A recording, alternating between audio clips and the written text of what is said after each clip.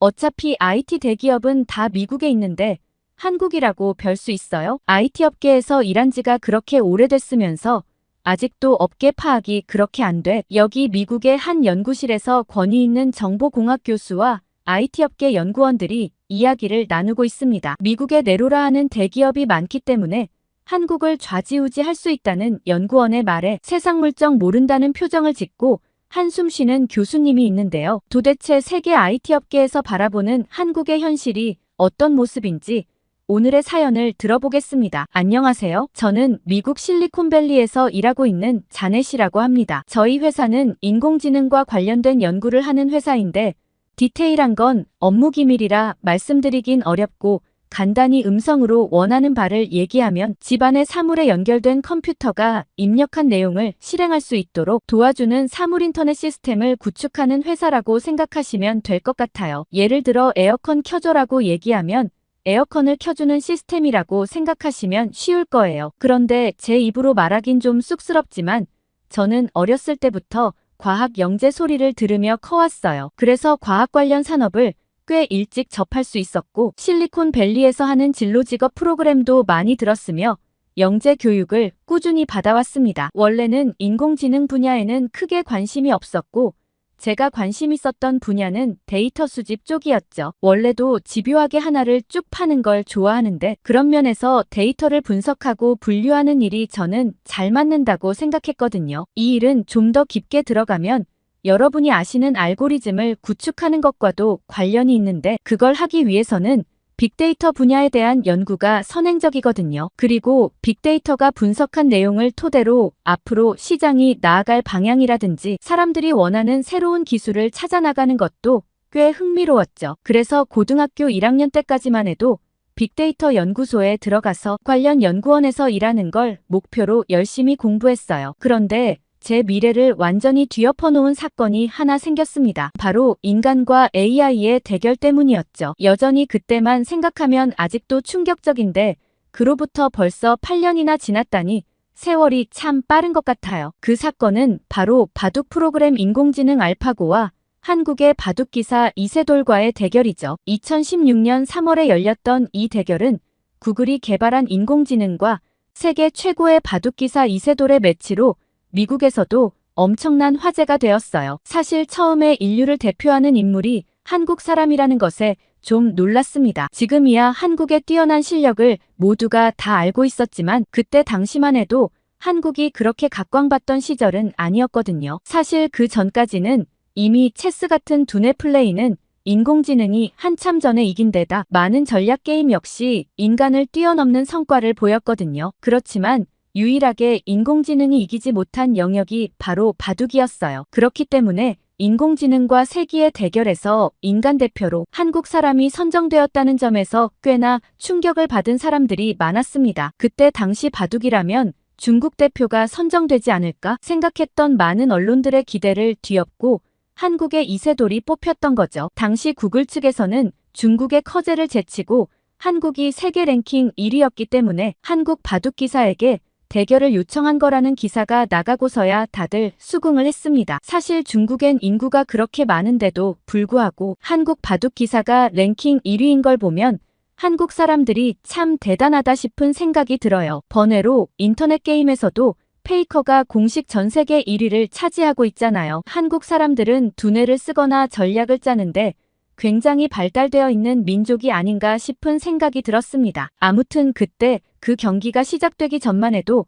모두 인간 대표가 이길 거라 생각했는데 5경기 중 4경기나 인공지능이 이겨버렸습니다. 모두들 인공지능의 월등한 기량에 감탄하면서도 한편으로는 기술의 발전에 걱정하는 충격적인 사건이라 역사적인 사건으로 남아있는 것 같아요. 그런데 저는 사실 그 한 경기라도 이겼다는 한국인 바둑 기사에 정말 반하고 말았습니다. 사실 저는 인간이 어떻게 인공지능을 이기지? 라는 게 제 생각이었거든요. 대중들은 모두 당연히 인간이 이기겠거니 생각했지만 가까이서 최첨단 시스템 견학을 자주 다니고 관련 업계 교수님과 토론도 자주 했던 저로서는 알파고를 이겨버린 한국 바둑 기사가 정말 대단하게 느껴졌습니다. 그리고 그때 그 일이 너무 충격적이라 한국의 교육 시스템에 대해서도 좀 찾아봤어요. 한국은 정말 교육열이 어마어마한 나라더라고요. 저희 미국과는 비교도 안 된다는 생각이 들었습니다. 보통 이미 학교도 가기 전에 기본적인 언어를 다 깨치고 간다는 점에서 국민들의 평균적인 교육의 수준이 굉장히 높다는 생각이 들었어요. 그리고 제가 알아보니 한글이 굉장히 과학적이고 체계적인 언어더라고요. 한글만큼 쉽게 배우고 익힐 수 있는 언어가 또 있을까 싶은 정도였습니다. 그리고 제가 놀랐던 건 한국 어린 아이들이 계산기를 사용하지 않고 계산을 한다는 점이었어요. 처음 그 말을 듣고 어차피 기계가 해줄 텐데 그런 걸 왜 굳이 시키나 싶었거든요. 그런데 제가 나중에 일을 하다 보니 기본기가 탄탄한 게 얼마나 중요한지 느끼게 되었어요. 그리고 이런 한국 교육에 대해서 이미 오바마 전 대통령은 옛날부터 주목을 했었더라고요. 한국 아이들은 비디오 게임이나 TV에 빠져있는 미국 아이들과 달리 수학과 과학 그리고 외국어 공부를 열심히 한다는 발언을 했죠. 그리고 이러한 교육열은 장차 한국의 성장으로 이어질 것이며 미국의 교육제도를 한국처럼 개선하지 않으면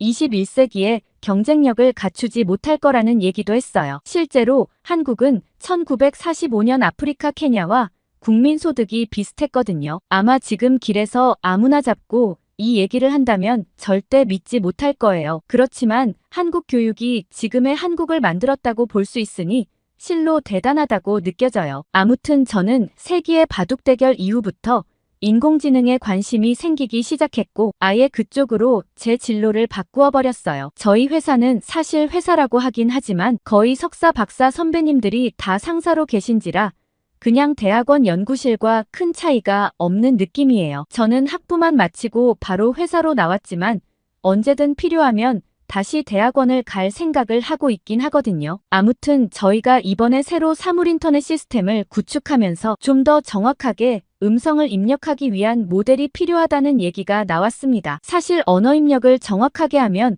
좀 더 다양한 가능성을 볼 수 있는데 입력이 잘 돼야 그 다음 과정이 가능하니까요. 그런데 지금 상태로는 정확한 발음이 아니라면 그 발음이 전기 신호로 바뀌는 과정에서 브레이크가 걸렸습니다. 좀 더 간단하고 정확한 입력 모델이 필요했죠. 결국에는 일이 잘 안 풀려 저희는 그 프로젝트에서 손을 놓고 한참 다른 사업에 몰두하고 있었습니다. 그러던 어느 날 저희 회사에 드디어 신입사원이 입사하게 되었습니다. 저희 팀에는 무려 2명이 배정되었고 저는 그간 막내로 일하고 있었던 터라 제 밑에 2명이나 더 사람이 들어온다는 게 정말 좋았습니다. 저도 선배들처럼 좋은 선임이 되어야겠다는 생각을 했죠. 그런데 우연하게도 그 둘은 모두 아시아 사람이었습니다. 중국인과 한국인이었죠. 어쩜 우리 팀엔 왜 아시아 사람들만 배정된 건지 좀 의아했고 선배에게 가서 물어볼 수밖에 없었어요. 보통 사측에서도 다양하게 인원을 배정하는 편인데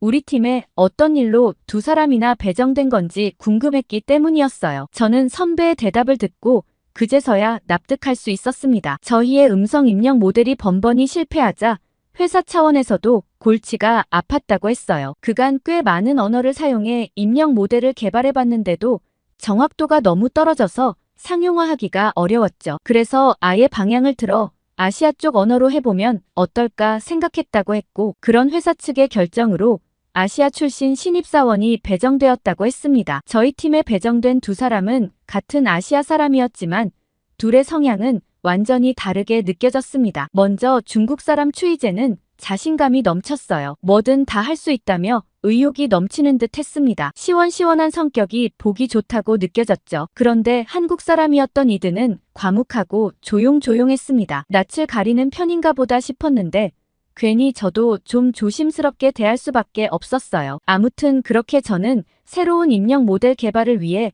2 아시아 연구원과 다시 프로젝트를 진행하게 되었어요. 이번만큼은 꼭 성공하고 싶다는 생각을 했죠. 그간 프로젝트가 여러 번 무산되었다는 얘길 2사람에게 해주자 2사람의 반응은 제각각 달랐습니다. 추이제는 중국어와 한자를 입력 모델로 삼으면 무조건 가능할 거라며 자신만만하게 얘기했고 이드는 뭔가 조용히 생각하는 듯 했어요. 영 과묵한 성격에 좀 어렵게 느껴졌죠. 큰 소리치는 추이젠의 주장에 먼저 중국어 입력 모델을 만들어 적용시켜보기로 했습니다. 그렇게 프로젝트를 진행하면서 기본 입력 모델을 만드는 과정에서 저는 두 사람의 업무 차이를 느끼게 되었습니다. 추이제는 시작하기도 전에 일을 부풀려 떵떵거리며 할 말 못할 말 다 하는 반면 이든은 조용히 자기 할 일을 하고 뭘 하든 신중하게 생각하고 진행하는 것 같았어요. 그 때문인지 추이젠이 만들어온 결과물은 매번 제가 다시 수정하고 검토해야 하고 엎어버리는 경우가 많아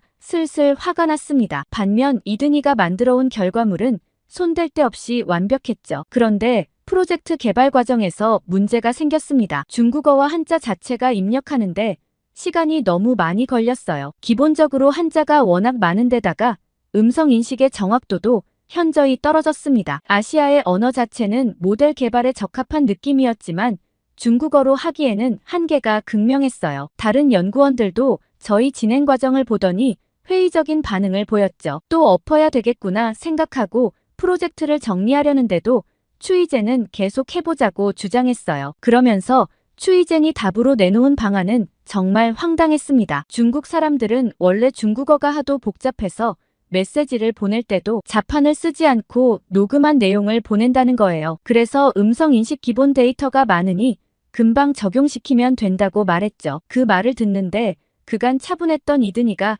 약간 화가 난 듯 보였습니다. 그리고는 애초에 그걸 알았다면 먼저 제안했으면 안 되는 거 아니냐고 묵직하게 얘기했고 이든이의 말이 맞았어요. 심지어 중국에서도 문자화하지 않고 녹음해서 보낼 정도면 애초에 시스템 구축 자체가 어려웠을 거란 걸 충분히 인지했다는 얘기였거든요. 그러자 추이제는 시간이 많이 걸리는 건 별개의 문제라고 얘기했습니다. 중국은 인구가 워낙 많으니 이 모델을 먼저 구현시켜 놓고 중국 시장에 풀면 시장 반응이 좋을 거라고 얘기했어요. 중국 시장이 전체의 반 이상 차지하니까 아무런 문제가 없을 거라고 말이죠. 그러자 이든이는 시장 반응과 모델 구현은 별개라고 얘기했습니다. 시장 반응은 마케팅팀에서 조율할 문제지 우리 연구개발직은 정확한 모델을 개발하는 게 먼저 아니냐고 말했죠. 이든이의 이야기를 듣고 깜짝 놀랐습니다. 전혀 신입사원답지 않은 대답이었어요. 제가 딱 초창기 때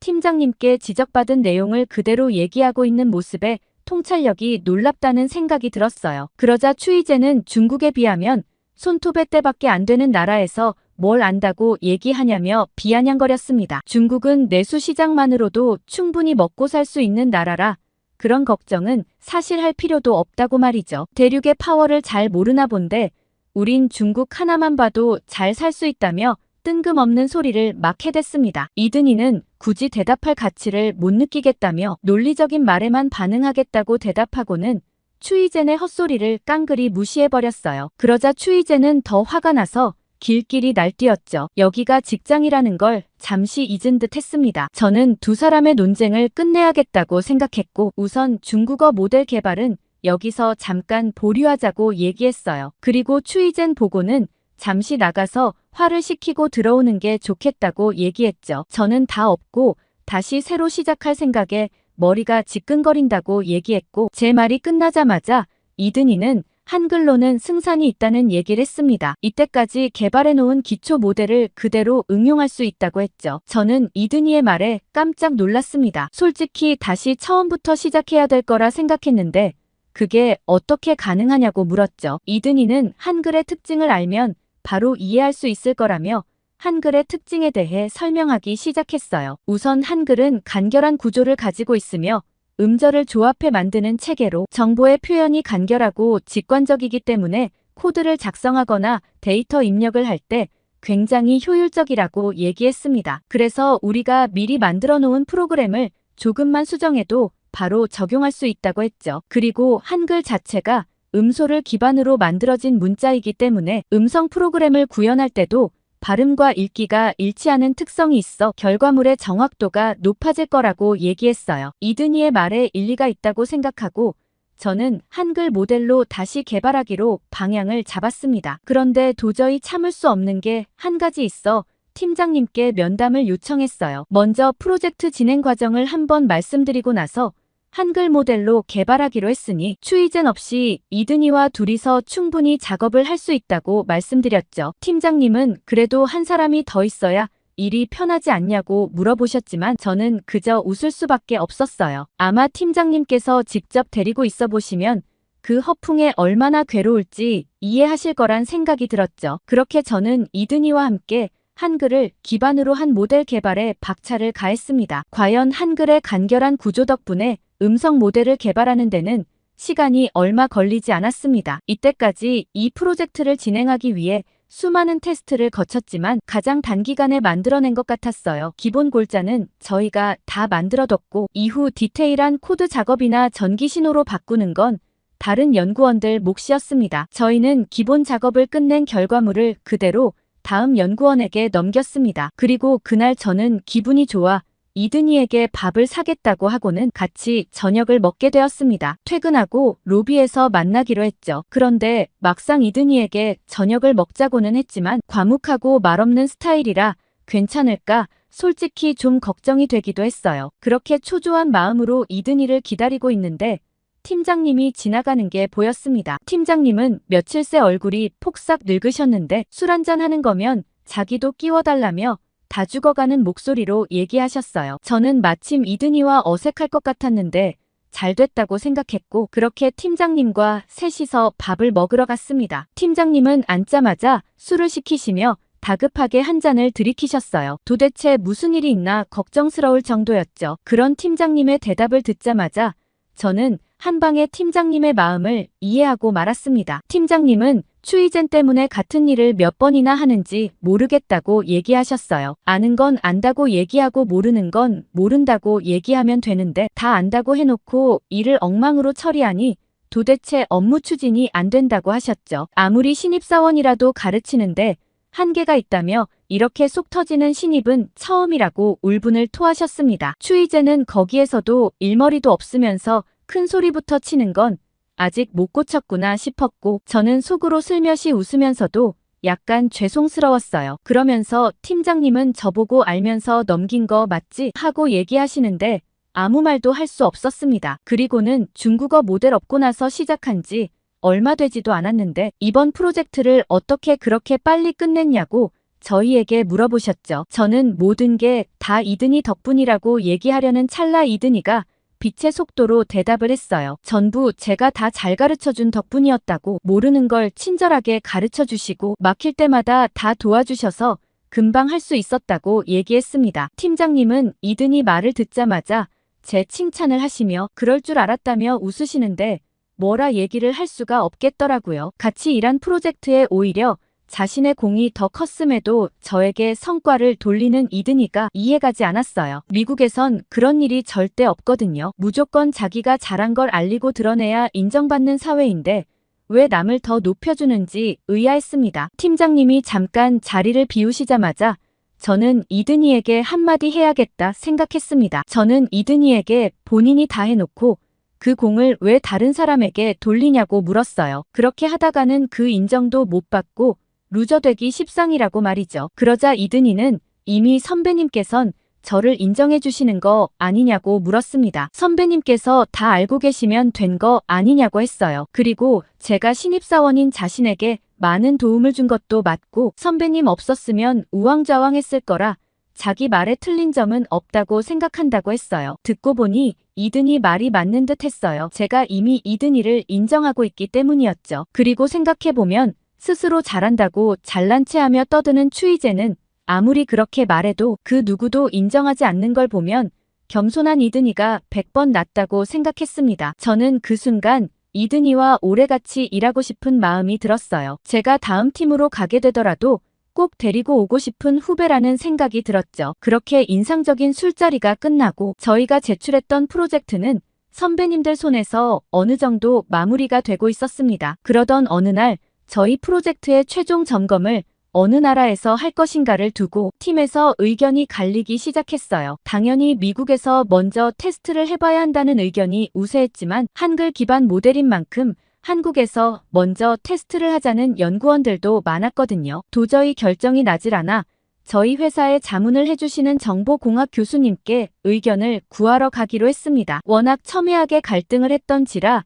선임 연구원들과 이든이까지 모두 다 교수님을 만나러 갔었죠. 팀장님께서 교수님께 간략하게 프로그램에 대한 소개를 하고 자문을 구했는데 교수님께선 갑자기 웃음을 터뜨리셨습니다. 이미 답이 정해져 있는 문제를 왜 그렇게 고민하냐고 말이죠. 그 말에 한 선배 연구원이 말했습니다. 역시 미국에서 하는 게 정답인데 왜 이걸 여기까지 가져왔냐고 하시는 거 맞죠? 라고 얘기하며 교수님께 죄송하다고 했어요. 실리콘밸리에서 만든 미국 인공지능 시스템은 당연히 미국에서 테스트하고 보안 작업을 거쳐야 더 완벽한 프로그램을 만들 수 있는 거 아니겠냐고 말이죠. 그러자 교수님께선 IT 업계에서 일한다는 사람이 아직도 시대의 흐름을 못 읽으면 어쩌냐고 한숨을 쉬셨어요. 꽤 실력이 좋은 선배가 교수님께 일침을 듣자 분위기가 싸해졌습니다. 교수님께선 IT 업계라면 무조건 한국에 주목해야 하는 거 아니냐고 하셨습니다. 솔직히 한국만큼 인터넷 속도가 빠른 나라가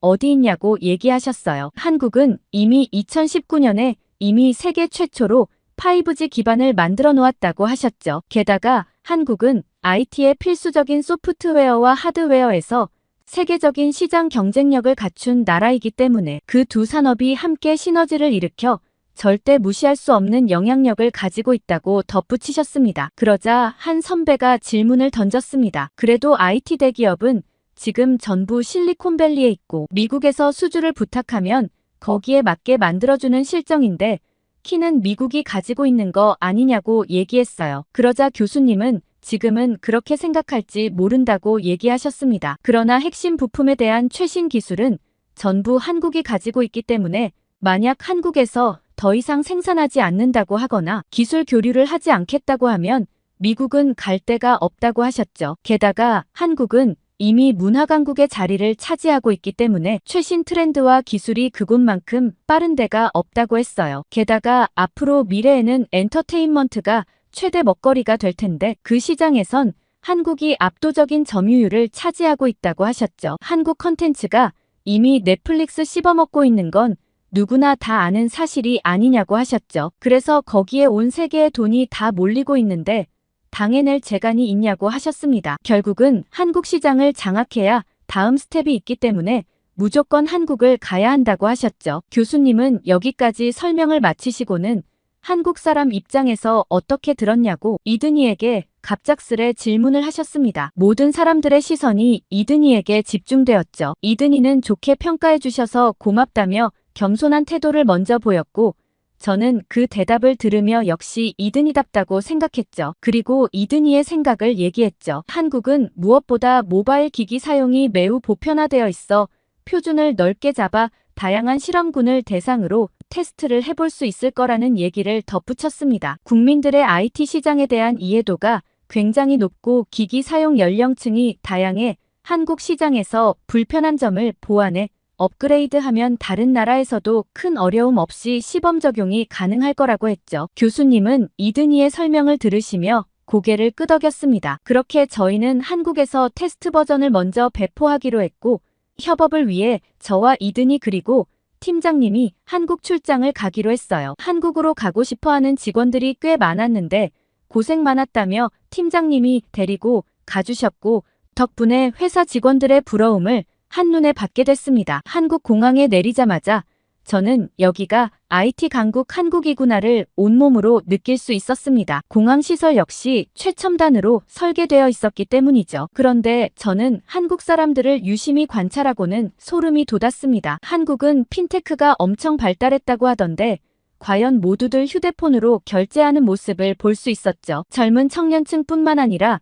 중장년층도 매우 자연스럽게 휴대폰으로 결제하는 모습을 보고 정말 감명 깊었어요. 한국 시장을 먼저 공부해야 앞서 나갈 수 있겠구나 싶은 생각이 절로 들었습니다. 그렇게 공항에서부터 어마어마한 한국의 기술력에 감탄하고 있을 때 마중 나와 있던 협력업체의 한국 직원을 만날 수 있었고 저희는 그 회사에서 제공하는 사내 기숙사를 이용하게 되었습니다. 창밖으로 보이는 서울의 모습은 정말 오묘했어요. 한쪽엔 높은 산과 강이 보이는데 또 다른 쪽은 빌딩 숲과 어마어마한 기술이 집약되어 있으니 말이죠. 그렇게 직원의 차를 타고 회사 기숙사로 들어가는데 저는 주차장의 모습을 보고 깜짝 놀랐습니다. 주차장 입구부터 이미 주차장의 현 상황을 모두 설명해주는 안내판이 놓여 있었으며 어디에 주차하는 게 효율적인지 화면에서 알려주더라고요. 과연 한국에서 잘 나가는 기업답다고 생각했는데 제 반응을 보고 한국인 직원이 웃음을 터뜨렸습니다. 이건 한국 어느 아파트나 다 있는 시스템인데 왜 그렇게 놀라느냐고 얘기했어요. 이게 모든 아파트에 보편적으로 설치되어 있는 거라니 저는 그 반응을 보고 더 놀랄 수밖에 없었죠. 그 숙소에서 놀랄만한 건 한두 가지가 아니었습니다. 저희가 주차장에 들어서서 현관키를 누르자마자 엘리베이터가 딱 맞춰 도착해 있었어요. 이것도 다 시스템으로 설정이 되어 있는 건데 이 역시 일반 아파트에서도 가능하다고 했죠. 직접 한국에서 겪어보니 미국은 한참 뒤떨어져 있다는 것을 몸소 느낄 수 있었습니다. 그렇게 저희는 제품 테스트를 부탁해 놓고 3달 뒤 결과를 보러 다시 한국으로 돌아올 생각입니다. 그간 어떤 결과가 나와 있을지 매우 궁금하고 다음에 한국에 올 때는 휴가까지 붙여 더 알차게 한국을 돌아보고 가려고 생각하고 있어요. 그럼 다음에 기회가 되면 사연을 또 써보겠습니다. 오늘 자네 씨의 사연 어떻게 들으셨나요? 미국 IT 기업까지 감탄하는 한국의 선진 시스템이 놀라울 지경입니다. 사실 저희는 중고거래까지 전부 당근페이로 하는데 말이죠. 다음에 더 재밌는 사연으로 돌아오겠습니다. 여러분의 사연 제작소 감동필름이었습니다.